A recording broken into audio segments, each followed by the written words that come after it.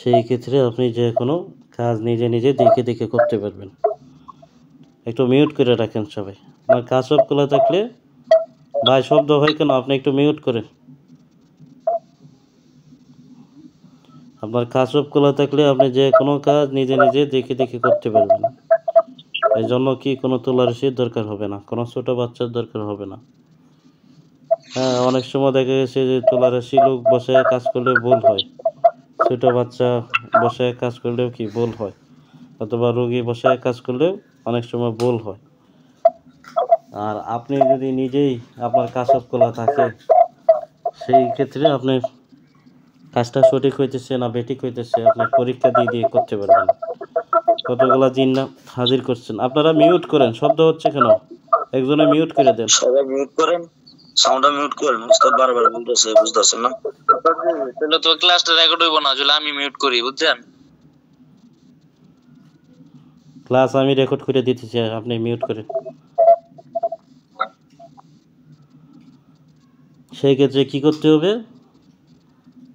একজনের চোখের সামনে অথবা কি একজনের শরীরেই আসছে, তারা সত্য বলতেছে না মিথ্যা বলতেছে, আপনি এটা যাচাই বাছাই করতে পারতেছেন। আপনার কাজ সব খোলা আছে, আপনার পরীক্ষিত লোক যারা আছে তাদেরকে দিয়ে কি করতেছেন? আপনি পরীক্ষা নিরীক্ষা করতেছেন, করে দেখতেছেন যে তারা সত্য বলতেছে না মিথ্যা বলতেছে। কাজ সব খোলা থাকলে আপনি যে কোনো তদবির, যে কোনো কাজ নিজে নিজেই করতে পারবেন। আর যাদের কাজ সব খোলা নাই তারা কি করে? তারা হচ্ছে যে তারা বিভিন্ন সাধন আছে, যে সাধনের মাধ্যমে কি, যদিও তাদের কাজ সব খোলা নাই, কিন্তু তারা এই সাধনের মাধ্যমে এরকম কিছু কাজ হাসিল করছে যে কি তারা এভাবে এই কাজগুলো করতে পারে। যেমন ধরেন যে একজনের কাজ সব খোলা নাই, সে কি করে? সে একটা আধ্যাত্মিক হাজিরা করে, যে হাজিরার মাধ্যমে কি শরীরের মধ্যে জানান দেয়। অথবা একজনের কাজ সব খোলা নাই, সে কি করে? একটা ইস্তেখারা করে, এই ইস্তেখারার মাধ্যমে কি সে সব কিছু জানতে পারে, কাজটা হবে কি হবে না, এই কাজটা করতে কোনো সমস্যা হবে কি না, এই কাজের সফলতা আসবে কি না, আগে থেকেই জানতে পারে। এরকম অনেকে আছে যে কি বিভিন্নভাবে অনেকেই কোলার মাধ্যমে হাজিরা করে, অনেকেই এই যে পবিত্র কোরআন আছে এই কোরআন চালান দেওয়ার মাধ্যমে হাজিরা করে। তো অনেকজনেই কি অনেকভাবে হাজিরা করে, যেভাবে করলে জায়েজ পন্থা হবে সেভাবে করাটাই উত্তম। তো কে কীভাবে করলো না করলো আমরা দেখব, কিন্তু দেখার পরে যেটা সঠিক আমরা সেভাবে করব। সবার মতো যে আমাদের করতে হবে বিষয়টা এমন না। আমরা যদিও দেখলাম, দেখে রাখলাম, কিন্তু যেটা না জায়েজ আমরা এটা না করলাম, এই কাজটা না করলাম। জানা থাকলে কি আমরা অন্য একজনকে নিষেধ দিতে পারবো।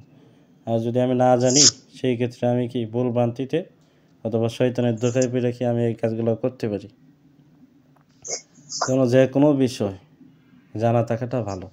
এখন একজন তান্ত্রিক কবিরাজ আছে যে কি মানুষের বিভিন্ন পন্থায় বিভিন্নভাবে ক্ষতি করে, তাবিজের মাধ্যমে, বানের মাধ্যমে, কুপুরির মাধ্যমে ক্ষতি করে, চালানের মাধ্যমে ক্ষতি করে। তো কিভাবে যে আপনার উপর ক্ষতিগুলো আসে আপনাকে তো এটা বুঝতে হবে। শ্মশানে তাবিজ থাকে, 3 রাস্তার মতোই তাবিজ থাকে, চৌরাস্তায় থাকে, মাছের গলায় তাবিজ থাকে, কবুতরের গলায় তাবিজ থাকে, বিভিন্ন যে গুহা আছে গুহার ভিতরে লোকায়িতভাবে রাখে, হাড়ির ভিতরে লোকায়িতভাবে রাখিয়া পরবর্তীতে এগুলো জাগ্রত করে দাফন করে দেয়। তারপরে কুয়ার ভিতরে ফেলে দেয়, অনেকে আছে টয়লেটের ভিতরেও কি ফেলে দেয়। তো এগুলো যদি আপনি জানেন, অনেকে আছে ময়লা পচা দুর্গন্ধ যে পানি আছে এই পানির নিচে দাফন করে রাখে। তো আপনি যদি এগুলো জানেন তখন কিন্তু আপনার জিনরা হচ্ছে তাদেরকে হুকুম দিতে হবে, হুকুম দিলে তারা কাজ করবে, হুকুম না দিলে কি তারা কাজ করবে না। তা আপনার যে এই বিষয়গুলো জানা থাকে যে একটা তান্ত্রিক কবিরাজ কীভাবে ক্ষতি করে, অনেক সময় তাবিজ পুরানোর মাধ্যমে ক্ষতি করে। হ্যাঁ, অনেক সময় দেখা গেছে যে জীবিত মুরগি ওইটারে কী করে ওইটারও পোড়ায়, জীবিত প্রাণী পোড়ায়। হ্যাঁ, অনেক সময় দেখা গেছে যে বানের কাজ করতে যায়, মারণ বানের কাজ করতে যায় একটা জীবিত মোরগ, লাল মোরগ অথবা সাদা মোরগ, এটার কাল্লাটা কী করে টান দিয়ে 2 ভাগ করে নেয়। তারপরে কী করে এটা 2 ভাগ করার পরে গাঁটটা যখন ছিঁড়ে লায়, বৈঠে লায়, তখন কী করে এটা কিছুক্ষণ লাফাইতে লাফাইতে কি অনেক কষ্টের সহিত মারা যায়। তো অনেক সময় দেখা গেছে যে কি বিভিন্ন পাঠা আছে, বিভিন্ন পশু পাখি আছে, কবুতর আছে, যেগুলো কী করে দেবদেবীর নামে উৎসর্গ করে বলি দেয়। হ্যাঁ, এই বলি দেওয়ার মাধ্যমে তারা কী করে খুশি করে, দেবদেবী যাদেরকে হাজির করে তাদেরকে খুশি কইরা তাদের পরামর্শ মাফিক কাজ করে। আমরা যেমন জায়েজ পন্থায় কাজ করি, আমরা একটা মুমিন জিন অথবা মুয়াক্কিল অথবা বুজুর্গ জিন যারা ভালো, আল্লাহ এবং আল্লাহর রাসূলকে খুশি করার জন্য কাজ করে, মানুষের উপকার করার জন্য কাজ করে, তাদেরকে আমরা কি বিভিন্ন পরীক্ষা নিরীক্ষার মাধ্যমে যারা ভালো তাদেরকে দিয়ে আমরা কাজ করি। তদ্রূপ যে সমস্ত খারাপ কবিরাজ আছে তারা দেবদেবী, বিভিন্ন পিশাচ জিন, বিভিন্ন রক্তকিকু জিন, বিভিন্ন বদ জিন, বদ মুয়াক্কিল, বিভিন্ন সিফলি পরি, সিফলি মুয়াক্কেলাত, বিভিন্ন কালী,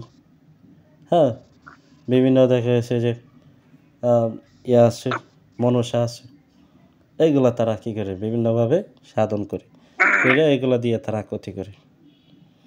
তো এই বিষয়গুলো যদি আপনার জানা থাকে, তখন আপনার কাসবটা খোলা থাকলে আপনি একটার পর একটা দেখতে পারবেন যে দেখি তো কোনো তাবিজ, মাছের গলায় তাবিজ আছে কিনা। অনেক সময় দেখা যায় পুকুরে ছাড়া থাকে, নদীতে ছাড়া থাকে, অনেক সময় খালে বিলে ছাড়া থাকে, অনেক সময় সমুদ্রেও ছাড়া থাকে। তো এটা কি আপনার কাসব খোলা থাকলে তখন আপনি কী কী ক্ষয়ক্ষতি করে এগুলো যখন সব কিছু আপনার জানা আছে, আপনি একটার পর একটা চালান দিলেন, চালান দিয়ে আপনার কাসব খোলা আছে আপনি দেখতে পারলেন, দেখে কি ওটাইতে পারলেন। বিশেষ করে যাদের উপর অনবরত চালান আসে তাদেরকে দেখবেন যে 8টা 10টা ভাবে ক্ষতি করা থাকে। আপনি 4টা 5টা ক্ষতি কাটলেন, আরও কি 4টা 5টা ক্ষতি রয়ে গেল। এজন্য সব বিষয় সম্বন্ধে জানতে হবে তান্ত্রিকরা কীভাবে ক্ষতি করে। কলিজার মধ্যে বাঁধে, তারা কি করে কলিজা, অনেক সময় দেখবে যে মানুষে পোস্টমার্টম করলে যে তাদের চোখ থাকে, এই চোখ ওখান থেকে নিয়ে আসে, আয়না চোখের মধ্যে বাঁধে, কলিজা এখান থেকে নিয়ে আসে, এখান থেকে আয়না এই কলিজার মাধ্যমে কী করে সেলাই দেয়, সুই সুতা দিয়ে সেলাই করে বিভিন্ন তীর, বিভিন্ন মন কাটা, বিভিন্ন খেজুরের কাটা, বিভিন্ন লেবুর কাটা, বিভিন্ন সুই, বিভিন্ন ফেরাক, বিভিন্ন থির মাইরা এতে সিঁদুর দে, এতে লবণ দে, মরিচের গুঁড়া দে, এগুলা দিয়া তারা এটা জাগ্রত কইরা একটা চালান দিয়ে এটা হাড়িতে বইরা দাফন করে দেয়, দিয়া এই নিয়মে তারা কী করে চালান দেয়। এই বিষয়গুলো দিয়ে আপনার জানা না থাকে যে পুতুলের মাধ্যমে ক্ষতি করে, তাইলে তো আপনি নষ্ট করতে পারছেন না। এজন্য কীভাবে একটা মানুষকে ক্ষতি করে, বিশেষ করে যারা তান্ত্রিক, সব তান্ত্রিক ক্ষতি করে না, যারা খারাপ তান্ত্রিক আছে যাদের কাজই হচ্ছে যে মানুষের ক্ষতি করা। তো আপনি যখন এই বিষয়গুলো জানবেন তখন আপনি এগুলা কাটাইতে পারবেন, একটার পর একটা আল্লাহর কাছে সাহায্য চেয়ে আপনি এগুলা কাটাইতে পারবেন। তো এই জন্য যাদের কাসবকলা নাই, আপনাদের কাসবকলাটা অতি জরুরি। যে সমস্ত মুদাব্বির আছেন, রোহানি চিকিৎসক আছে, আপনাদের অতি জরুরি। তো কাসবকলার জন্য আপনারা বিভিন্নভাবে দেখবেন যে একজন কি এক আমল দিয়ে রাখছে এই তদবির জগতে, তদবির লাইনে। তা মোট কথা হচ্ছে যে আমল একটার চেয়ে একটা কম না, সব আমলেই কার্যকর, অবিশ্বাস করা যেত না। তবে কিছুটা একটু বেশি কার্যকর, কিছুটা একটু কম কার্যকর। এর মধ্যে আমরা যেটা বেশি কার্যকর সেই আমলটা আমরা করব, যাতে আমাদের দ্রুত কাসবটা খুলে। আমরা যে কোনো চন্দ্র মাসের বৃহস্পতিবার তারিখে আমরা এই আমল শুরু করব। এই আমল চলাকালীন সময়ে জালালি জামালি পরহেজ করতে হয়, নিরিবিলি একটা কামরায় থাকতে হয়, যে কামরায় কি অন্য কোনো লোক যাওয়া যাবে না। যদি দেখা যাচ্ছে যে আপনি বিবাহিত হয়ে থাকেন, আপনার বউয়ের সাথে থাকতে পারবেন কিন্তু শারীরিক কোনো সম্পর্ক করতে পারতেন না, অথবা কি না থাকাটাই ভালো। আপনাকে নিরামিষ খাইতে হবে, বিশেষ করে মাছ, গোস্ত, দুধ, ডিম এগুলা খাওয়া যাবে না। পেঁয়াজ, রসুন এগুলা খাওয়া যাবে না। তারপরে আপনাকে বিশেষ করে অনেকেই আছে যে বাড়ির বাহিরে যায়, রাস্তাঘাটে চলাফেরা করে, করা যায়, এক নিয়মে আছে করা যায়, আরেক নিয়ম হচ্ছে যে না করাটাই ভালো। আপনার আসনের ভিতরেই থাকলেন, একটা রুমের ভিতরেই থাকলেন, বিশেষ করে আপনি ওয়াশরুমে গেলেন, আসা যাওয়া করলেন, সেই ক্ষেত্রে আপনার আরেকটা লোকের দরকার পড়ে যে কি আপনার খাবার রান্না করে দিতে হবে। তবে অনেকে আছে যে খাবারটাও কি বলে যে যে নামাজি ব্যক্তি যদি প্যাক করে দেয় সেই ক্ষেত্রে ভালো হয়। বিশেষ করে নিরামিষ যেটা, এটা খাওয়া লাগে, খাওয়া সাধনটা করতে হয়। তো কী সাধন করবেন? চন্দ্র মাসের যে কোনো বৃহস্পতিবার রাত থেকে, রাত 12টা থেকে আপনাকে শুরু করতে হবে। অবশ্যই পাক পবিত্রের সহিত করতে হবে।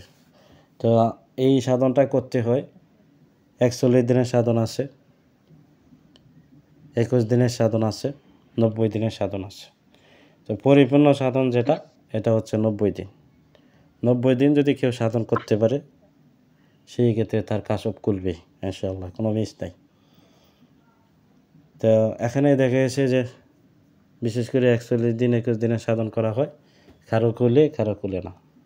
এজন্য 41 দিন 21 দিনের সাধন, এটার মাধ্যমে যেহেতু মিস যায়, এজন্য আমরা যারা একবারেই দরকার যে আমার কাশব খুলতেই হইব, আমরা 90 দিনের সাধনটা করব।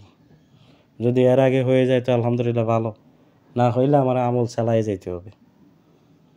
যদি আমি আমল চালাই যেতে পারি 90 দিনের মাথায় ইনশাল্লাহ খুলবে। যত তান্ত্রিক কবিরাজ আছে, আমি বহুত তান্ত্রিক কবিরাজ নিয়ে কথা কইছি, আমাদের এই হুজুর কবিরাজ যারা আছে, মুদাব্বির যারা আছে, রোহানি চিকিৎসক যারা আছে, কয়জনের কাশব খোলা আছে, কিন্তু সব তান্ত্রিকেরই যায় দেন গা কাশব খোলা, এরা সাধন করতে পারে।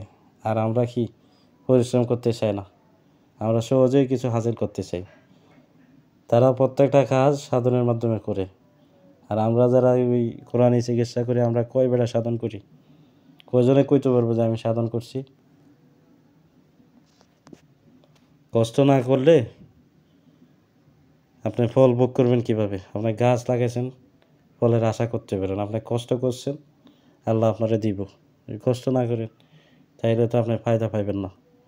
এজন্য আপনার কষ্ট করে 90 দিন যদি করতে পারেন, সেই ক্ষেত্রে ইনশাল্লাহ আপনার কাশব করবে।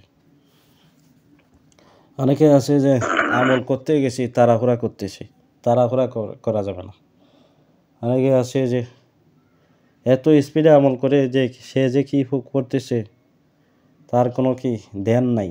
আমলটা যে করতেছি আল্লাহর দিকে মুতাজ্জির হইতে হবে। কলটাকে কি পরিষ্কার হওয়ার জন্য কলবের তো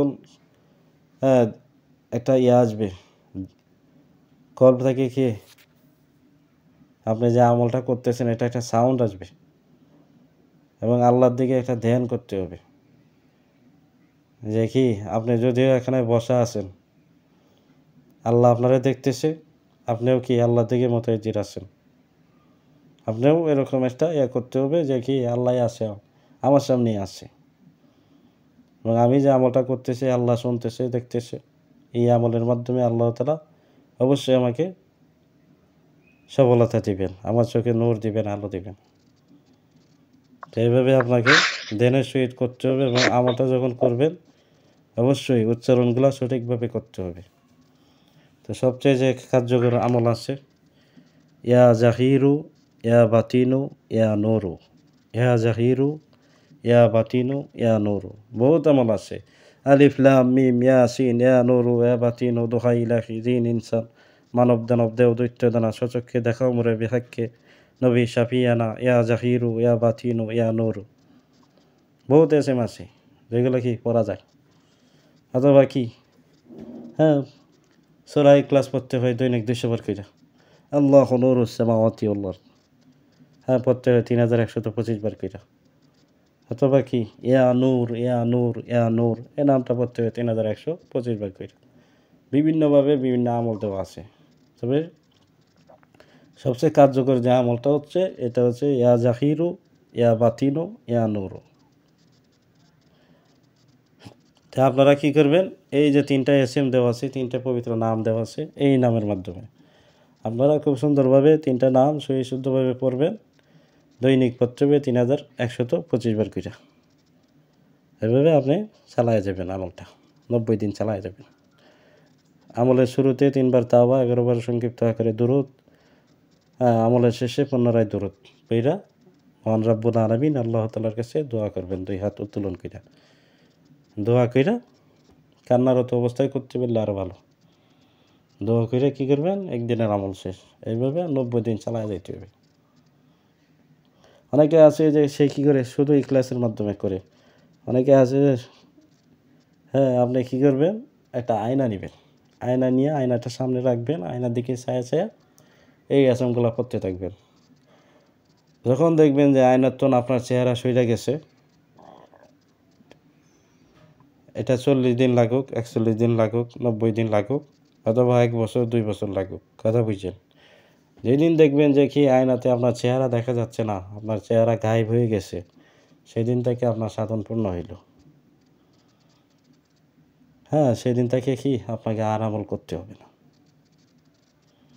আল্লাহু নূরুস সামাওয়াতি ওয়াল আরদ, আল্লাহু নূরুস সামাওয়াতি ওয়াল আরদ। এসএম একটা পড়তে পারেন, সূরা ইখলাস পড়তে পারেন, আয়াতুল কুরসি পড়তে পারেন। ইয়া হাইয়্যু ইয়া কাইয়্যুম বিরহমাতিকা আস্তাগীথ, অথবা ইয়া জাল জালালি ওয়াল ইকরাম।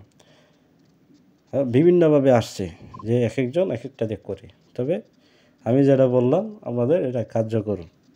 ইয়া জাহিরু, ইয়া বাতিনু, ইয়া নূরু, এই 3টা এসএম দিয়ে পড়বে, সবচেয়ে ভালো হবে। তা আমল যেটা বলছি আমি রেকর্ড করে দিছি, আপনাদের দিয়ে দিব ইনশাআল্লাহ। তো আপনারা বুঝতে পারছেন।